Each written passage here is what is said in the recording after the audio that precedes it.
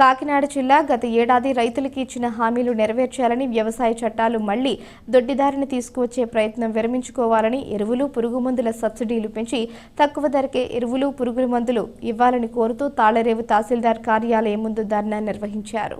ఈ సందర్భంగా జిల్లా కార్యదర్శి రాజబాబు మాట్లాడుతూ, గత సంవత్సరం కేంద్ర ప్రభుత్వం రైతులకు ఇచ్చిన హామీలు అమలు చేయాలని కోరుతూ గత 20 రోజులుగా ఢిల్లీ, హర్యానా, పంజాబ్ రాష్ట్రాల్లో ఆందోళన జరుగుతూ ఉంటే రైతులను చంపే ప్రయత్నం చేస్తుంది తప్ప హామీలు అమలు చేసే విషయంలో కేంద్ర ప్రభుత్వానికి చిత్తశుద్ధి లేదని, ఈ విషయమై ఈ నెల 14వ తేదీన ఢిల్లీలో లక్షలాది మందితో నిరసన కార్యక్రమం జరుగుతుందని, దానికి మద్దతుగా ఈ నెల 14వ తేదీన కాకినాడ కలెక్టర్ ఆఫీస్ వద్ద ధర్నా జరుగుతుందని ప్రజలు పెద్ద ఎత్తున పాల్గొనాలని పిలుపునిచ్చారు. తాళ్లరేవు మండల వైఎస్ఆర్సీపీ కార్యాలయ ఎన్నికల ప్రారంభోత్సవ కార్యక్రమం జరిగింది. ముఖ్య అతిథిగా శాసనసభ్యులు పొన్నాడ వెంకట సతీష్ కుమార్ హాజరై ప్రారంభించారు.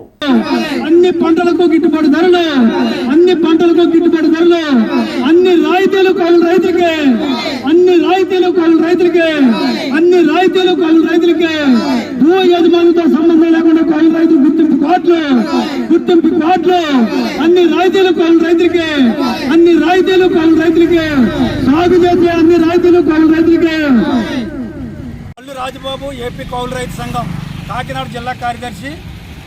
ఈరోజు మన తాళ్లరేవు మండలం తహసీల్దార్ ఆఫీస్ వద్ద అఖిలపక్ష రైతు సంఘాలు ఆధ్వర్యంలో ధర్నా నిర్వహిస్తూ ఉన్నాం. ఈ ధర్నా ముఖ్య ఉద్దేశం, కేంద్రంలో నరేంద్ర మోడీ ప్రభుత్వం గత 2020లో 3 నల్ల చట్టాలను తీసుకొచ్చింది. ఈ 3 నల్ల చట్టాలు ఈ దేశంలో ఉన్నటువంటి రైతాంగానికి అందరికీ కూడా నష్టాలు వచ్చేటువంటి వ్యవసాయ చట్టాలు. అందుచేత ఈ దేశంలో ఉన్నటువంటి రైతాంగం అంతా కూడా పెద్ద ఉద్యమం చేసి సుమారు 13 నెలల పాటు ఉద్యమం చేసిన తర్వాత సుమారు 800 మంది రైతులు చనిపోయారు. అంతేకాకుండా చాలామంది క్షతగాత్రులు అయ్యారు. తర్వాత నరేంద్ర మోడీ వచ్చి రైతుల కాళ్ళకు మొక్కి, నేను తీసుకొచ్చినటువంటి చట్టాలు రైతులకు వ్యతిరేకం కాబట్టి ఇవి రద్దు చేస్తున్నాను, అంతేకాదు ఈ రైతులు ఎవరైతే ఏవైతే కోరుతున్నారో 15 రకాల డిమాండ్లు ఏవైతే ఉన్నాయో ఈ డిమాండ్లన్నీ కూడా పరిష్కరిస్తాను.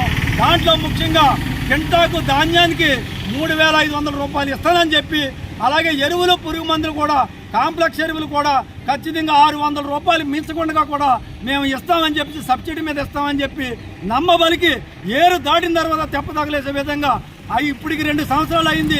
హామీ ఇచ్చి ఏ ఒక్క హామీ అమలు జరిగిన కారణంగా మళ్ళీ రైతులందరూ కూడా 20 రోజుల క్రితం రోడ్డు ఎక్కారు. ఇప్పటికే మళ్ళీ 3 రైతుల్ని కాల్చి చంపారు పోలీసులందరూ కూడా.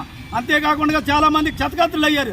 ఈ ప్రభుత్వాన్ని మేము డిమాండ్ చేస్తా ఉన్నాం, రైతులను చంపుతారా, రైతు సమస్యలు పరిష్కరిస్తారని చెప్పి ఈ ప్రభుత్వాన్ని అడుగుతా ఉన్నాం. అందుచేత మీరు పేదల పక్షాన్ని ఉంటే ఇప్పటికైనా సరే ఈ రైతులు కోరుతున్నటువంటి ఏవైతే డిమాండ్స్ ఉన్నాయో ఈ డిమాండ్స్ అన్ని కూడా నెరవేర్చాలి. లేని పక్షంలో ఈ నరేంద్ర మోడీ ప్రభుత్వానికి రైతాంగం అంతా కూడా గోరి కడతారని చెప్పి తెలియజేస్తా ఉన్నాం.